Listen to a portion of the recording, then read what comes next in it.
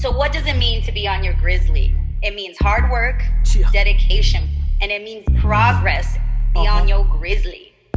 Hard work, dedication, and progress. I'm on my Grizzly, y'all. I'm on my Grizzly. I'm on my Grizzly, y'all. I'm on my Grizzly. I'm on my Grizzly, y'all. I'm on my Grizzly. And if you're busy making moves, say it with me.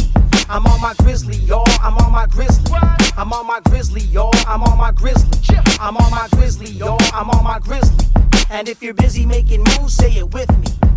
Coming to you from the City of Angels, this is the Grizzly Podcast with Irvin Scott and Melissa Santos. Ladies and gentlemen, welcome to the Grizzly Podcast. Man, we have gotten through season 2. This is a recap episode, which we haven't done because, after season 1, we just continued with the season. We jumped right into season 2, and we've had amazing guests. It's definitely been a great experience. So my name is Irvin Scott. And I am Melissa Santos. I'm also your host. What's up? Yes, we have had an incredible couple of seasons. And yes, we didn't do a recap the first time around because it was just like go. Now it's a matter of like trying to kind of figure out who we want to interview next. The first season had a lot of great guests. And then season 2 just got really exciting. You know what I'm saying? Like we had so many guests. We had Melina, we had Gail Kim, we had Justin Hires, we had Amber Frank, we had Mers, we had Brian Cage. We did. And all these people, I feel like some people I already talked to before, but like people like Justin, for example, I had never had communication like that, know who he is, but never had that communication with him. So he's pretty dope, really funny guy. We talk all the time, about, what it's like being even a comedian right now during like cancel culture and stuff like that, Justin's like, so what do you think about that? I'm like, I think it's bullshit, but because he's a comedian and I love the fact that he's so off the cuff, doesn't, I love that kind of attitude. So that's one of the, I would say blessings is being in this position where we're interviewing people, you get to know them and then they slowly become like friends. So that's been great. Mers is phenomenal. Obviously he is a legend, right? But having to have that interaction with him and then seeing my friends from like high school going, what? You interviewed Mers like that, and they're all like hyped up about that, hyped me up even more. So I want to continue doing that and just bringing in talent. Melina's super dope, I saw a video of you two together and you guys were posing for the camera. Get in my picture. It's fun. So most of it is fun. And just hanging out with real fans and people that are just bringing like a lot of blessings to your life is always great. And then seeing all the talent, seeing Melina, Gail was there too, tons of talent. So it's fun. I want to continue doing that stuff and continue meeting people. And definitely would love to continue ring announcing. So we'll see. Yeah. And I was going to ask you, because of the fact that you did go to the Impact pay-per-view and you did ring announce again, what was it like ring announcing and just doing your thing again? Because this is something we talked about, during episode 0, you talked about how you got started in wrestling and basically it comes back full circle, right? You're ring announcing again. I really do miss it. Like I didn't even realize until I don't like hit me. I was like, oh my gosh, I miss this so much. I just felt at home.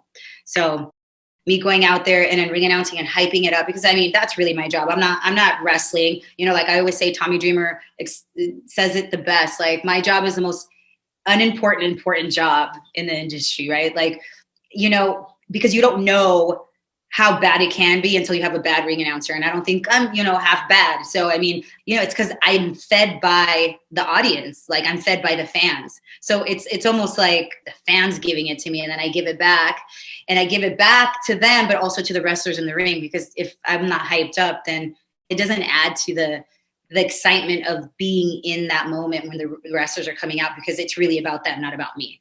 So, I enjoy it so much. I want to keep doing it. I want to, keep manifesting that. And, I think if we really, really, really want something and it's our passion, then it happens. I really believe that. You just have to envision yourself doing it. And so I might start doing more independent stuff in ring announcing. I just need to figure that out, like with my schedule and stuff, because I have other things going on, but I do miss it. I feel it, man. So, keep at it. I also want to mention some other names that I didn't mention earlier, because on top of all the names that we mentioned, I also want to bring up Amber Frank, who was another guest of ours.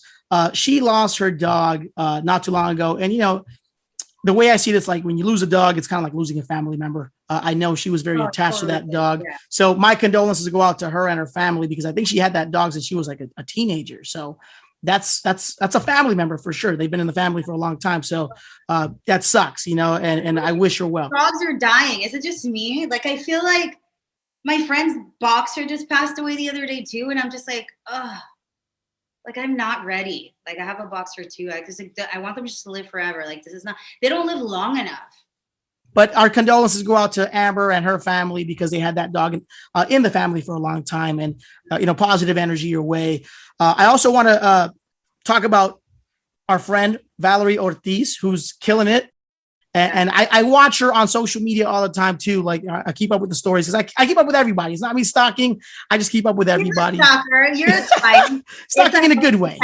It's a healthy type of stalking. That's fine. It's just to keep up with people. And I know she was on a trip recently too. And she talked about how she kept finding like dimes on the floor, and how that symbolizes good luck. So I wish you nothing but the best as well. People have been amazing people. I think, but she's also one of my favorites too, though. I want to say I'm going to have my favorites. Yeah, we have some favorites. And I think all of them to me are my favorites, because I've connected with everybody in my own way. The next person I want to talk about is Dallas Lovato. And that's somebody who I recently got in contact with too, because after the episode, she was just like full steam ahead, right? She was doing promo for her series, which is Unidentified with Demi Lovato. That's streaming on Peacock. So if you're interested in watching that, make sure you guys check that out. Definitely recommend it. But, she's such a great person. Like, I think what a lot of people don't realize is that, Dallas hasn't really done that many interviews. So for her to do this interview, it was a big thing. And, the fact that I was able to kind of like get her to do the show, I'm so proud of myself. And I'm so happy that she did it, because it gave everybody an opportunity to kind of know her story. For her, just to hear her talk about like that, and then talk about her family and how much she loves her sister, and like just like her story, I feel like it was really important to do. And we were able to do that for her, and then give her that space. And she talked about so many things that were really relevant and needed to be shared. And I felt like she brought a lot to the viewers or listeners, right? Like a lot of insight. I thought it was phenomenal. Another person that I want to talk about too is DJ Felipe, who we just had on the show. And man, I learned so much about this guy too. And this is so crazy, because I think I talked to you about it, Melissa. Like, we talked about it, during the episode. Feli mentioned to us that he is a very shy guy. And it's kind of surprising to me, because he's doing radio every day, and he doesn't come off that way to me. But, he's a shy guy. He's like an introvert extrovert.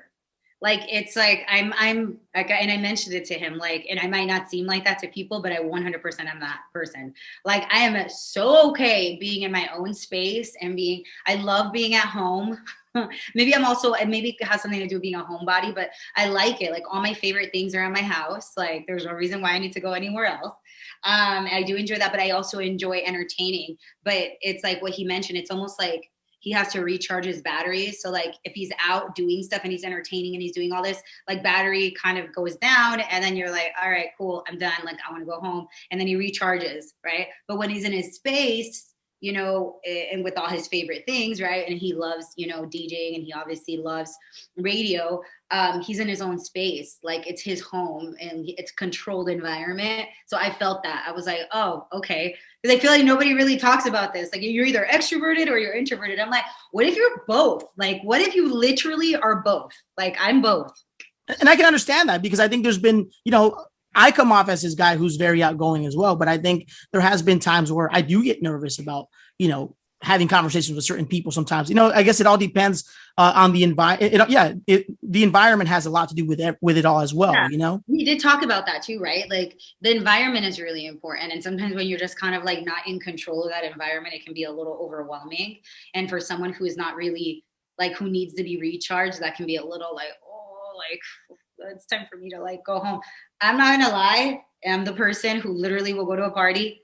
As soon as she gets there is like, all right, time to go. I do everything I have to do. Right. Like red carpets and stuff. I'm like, all right, cool. All right, okay. All right, that's it. Like, all right, I'm just that way. You know, like, it's just, I'm like, oh God, like, I don't know. And unless I see someone that I know, then I'm like, oh, okay, cool. Like, I'm gonna go hang out with this person. And then, you know, I think I totally felt that. I was like, oh my God, another like entertainment type extrovert, introvert. There aren't many, I feel like, or at least nobody talks about it. It was so cool to have Feli come on the show and just kind of, you know, talk about, you know, his life and give us his truth. So and he's so real. You know, our guests like feel comfortable enough to go, all right, I'm saying this, like, cool, whatever. I was like, oh, dang, okay. And also growing up in LA and then like interviewing him and seeing him display when you just grow up listening to him and his voice is so iconic, like you hear it and you're like, okay, you know, and like it just all his drops too, like just everything was like he's LA, right? And then I didn't even know he wasn't from LA. That's another thing. Yeah, right. I always thought he was an LA native, and he wasn't. He actually grew up from Atlanta. In Atlanta, yeah, grew up in Atlanta. Kind of bounced around, you know. Yeah, so to me, it was very cool because you know it's kind of like Eric Bischoff. Like when I had Eric Bischoff, like that was the guy I grew up watching, and to have him on the show, it was such a surreal experience. But you know, I'm sorry, like. Did he live in Texas too or something like that? He lived in Texas, in Dallas. Mm-hmm. Okay, yeah. Feli fell. Crazy. Anyway, sorry. So he bounced around. But so like I said, so going back to what I had mentioned in regards to like Eric Bischoff, because when we had him on the show, that was a big deal for me. And now having Feli on the show is another big deal because that's another guy I grew up listening to as well, just like yourself. You know, we're living in LA, we're listening to the radio all the time growing up. And, you know, me always kind of like pursuing a hip hop career. I used to listen to his show because I used to listen to the battles. You know, the Woe Call. And we talked about it on the show and how dope that was. And it sucks that like they phased it out, but it was such a great concept for his show. And I thought it brought a lot to his show too, but Feli's still killing it.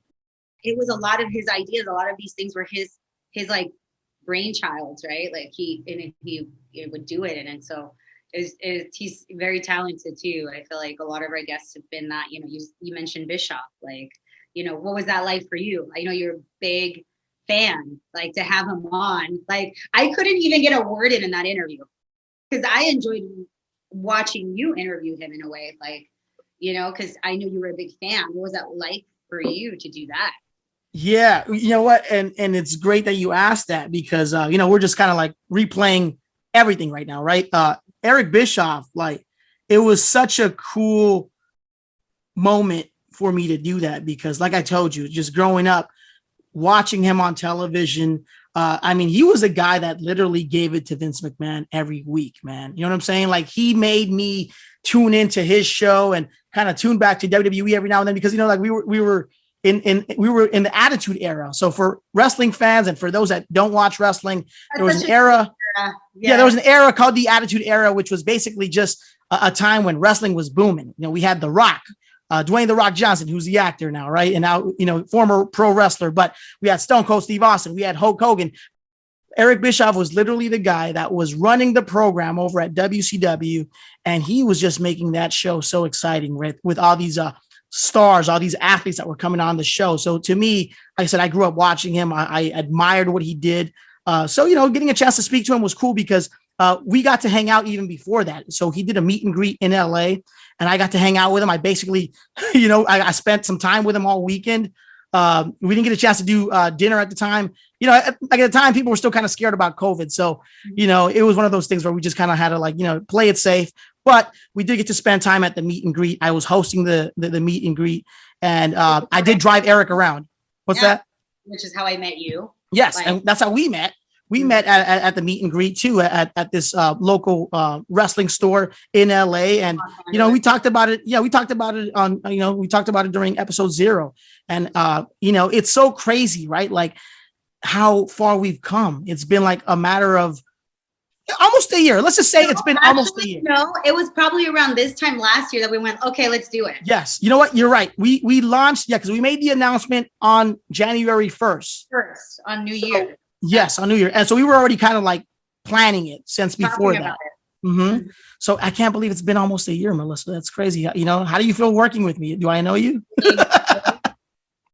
No, it's been awesome. It's been like, you're an awesome guy, really honest, really hardworking, really talented, knew the business, right? So I was like, all right, cool. Yeah. Like, that's how we talked about it. You want to do it? Okay, cool. Like, you get it. Like, you know the business. And then we did it. And here we are almost a year later from the conversation on. So.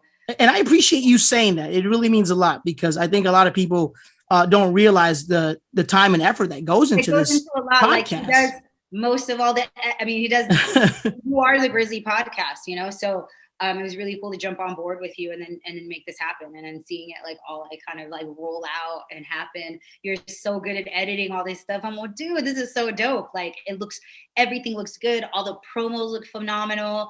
And I think that's a testament to also who we've had on the show. I feel like when people see it, they're like, oh, this is dope. Like, this is not just like some, you know, it's kind of like when you see a dope flyer for a wrestling show, you're like, okay, this ain't no backyard wrestling. Like, okay, I'm gonna go to this show, even though you know it's indie, right? We're still independent, right? We're not like, you know, like we're not like a big old radio station, but people respect the fact that it's like pieced together well, and like the presentation is beautiful and it always looks so good. Not to take away from you, because Melissa as well, you know, she does her best to just keep this shit going as far as, you know, elevating the show. You know, she promotes it. She's getting it out there to all the masses. Going back to Eric Bischoff, it was like a dream come true. I'm so happy that I got a chance to spend some time with Eric. I'm so happy that I also got a chance to interview him, because it was such a big deal for me. And it's something that I'll definitely never forget. Very good friends now with Lori Bischoff, who is also his wife and was also a past guest on the Grizzly Podcast. And she's amazing. She loves both of us. You know, so she's also doing her podcast, and I keep in touch with her as well. And yeah, I mean, everybody we've had has been so amazing. One particular guest that I haven't mentioned just yet, and I wanted to talk to you about, Melissa, was David Arquette. I've had the opportunity to work with him on different shows and stuff. He's really, really, really a huge advocate of the wrestling community and just wrestling, obviously, for years, even before I jumped into this business. And so he is very humble, very dedicated, just a very great person to be around. Amazing vibe, all good vibes. He's very giving. He like sacrifices his body, you know, in a way for wrestling, because he's not like technically like a wrestler, right? He's not out there doing it like everyone else or anything like that, but he's trained, he's done all that, and he's out there and he's taking bumps and he does it. And it's just like incredible to watch him do that and just give back, you know, giving his name. He gives a certain level of clout to places where he goes. And, you know, he would do that a lot at bar wrestling, and he would come by, and I mean, like, just the fact that even he is there, people are going to come watch, right? Because it's David Arquette. So he made sure he was very supportive of, especially bar wrestling when it was still out there. He doesn't really have to do wrestling if he doesn't want to, but because he has so much passion for wrestling, right? He's so passionate about it.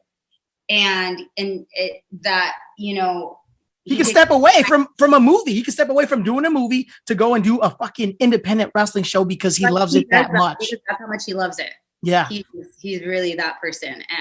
And he gives so much.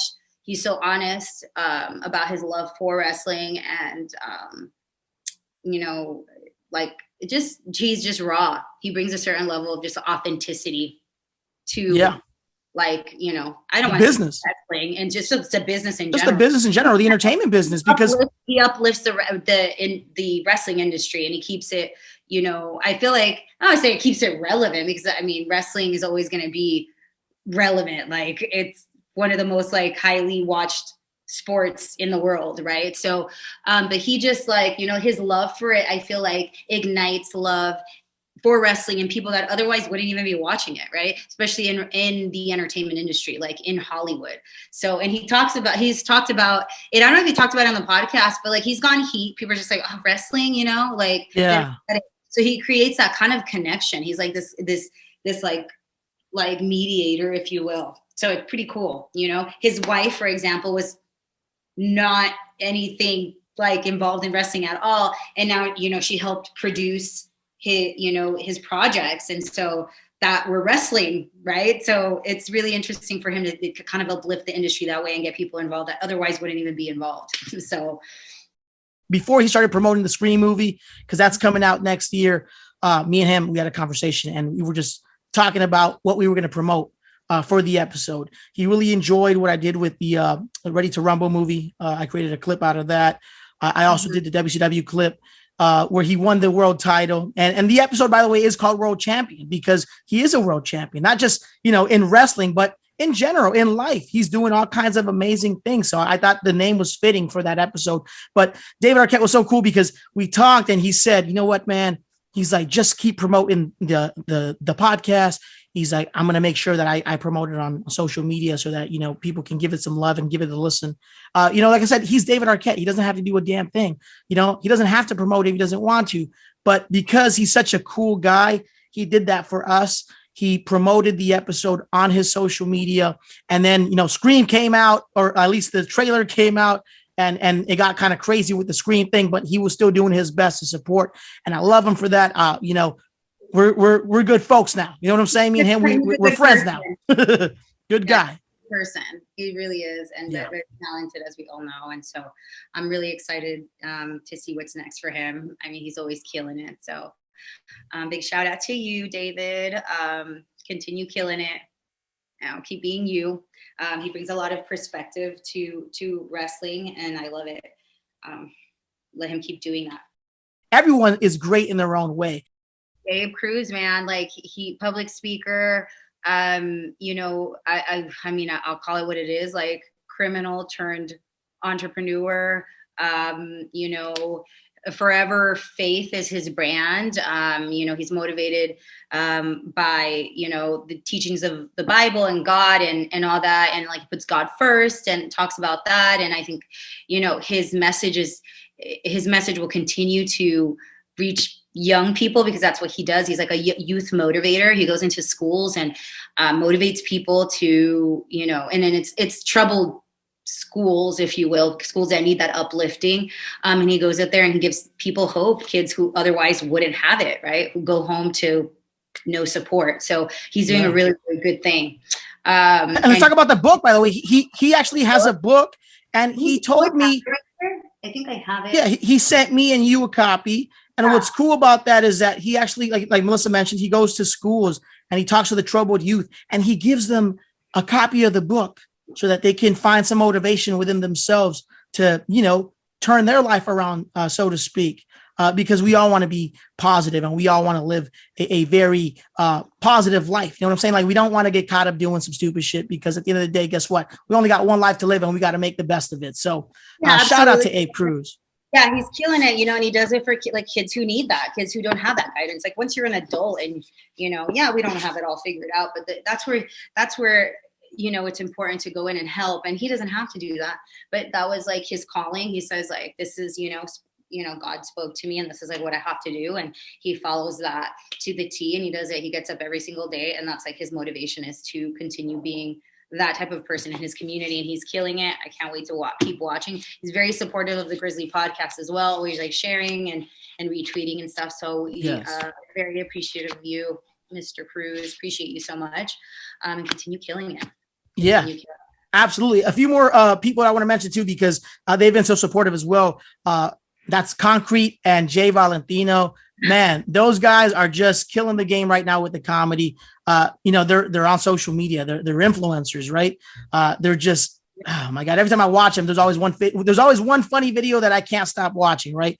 I think it's the one where, the Rebels. That's something that they come back to. They're the Rebels. It's amazing.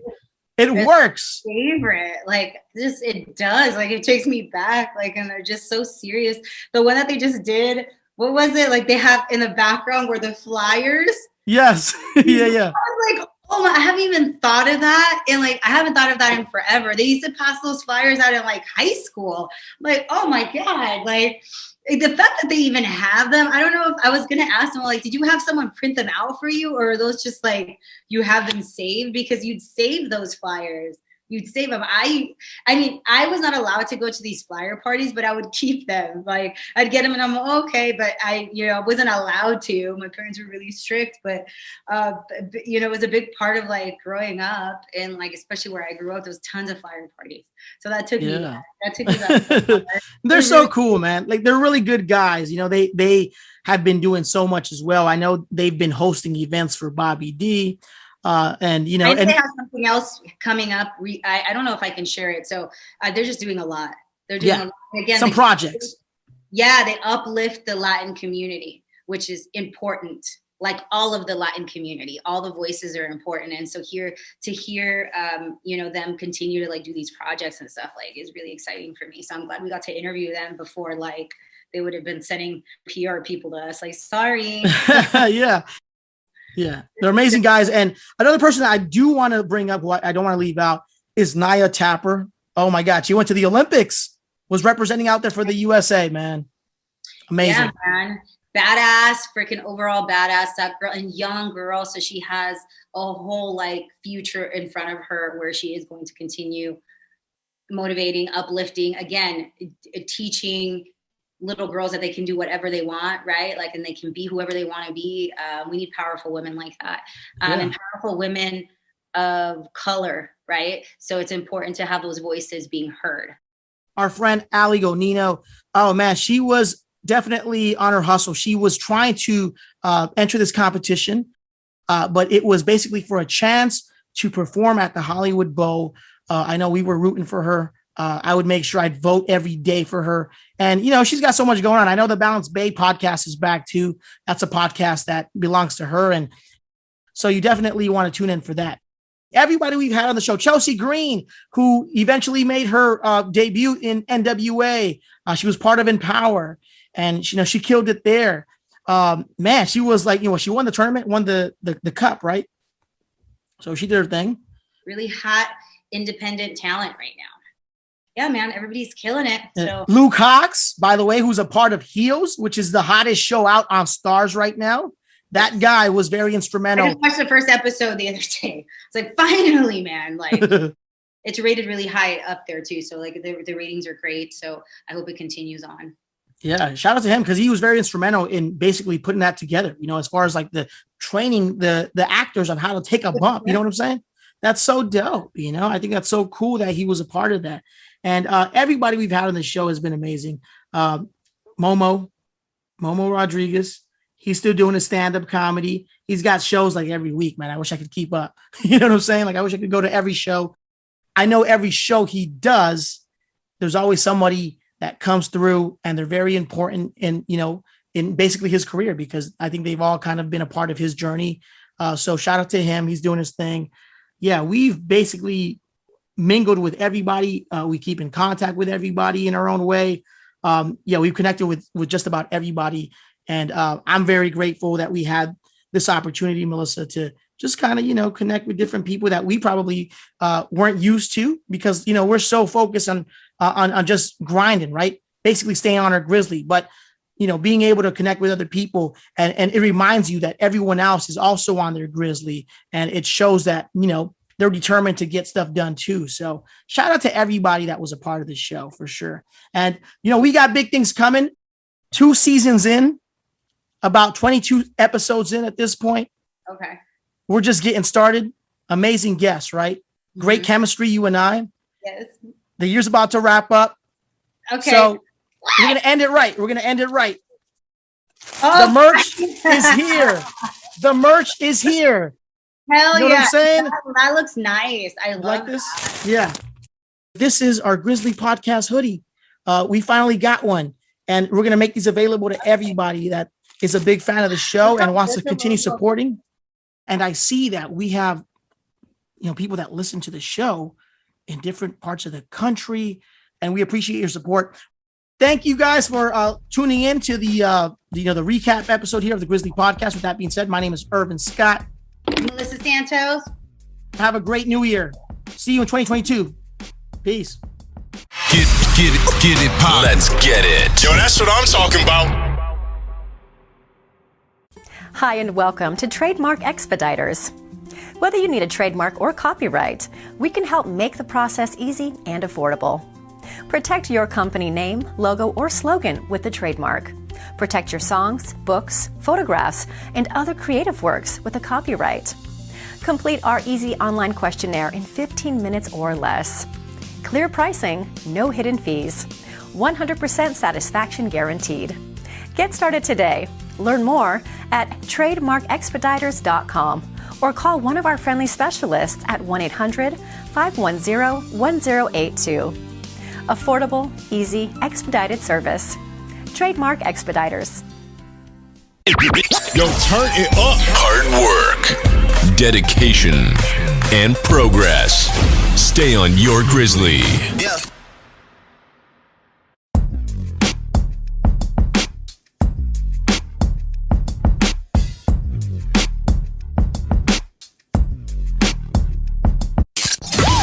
Thanks for checking out another Grizzly Podcast episode. We'll see you next time.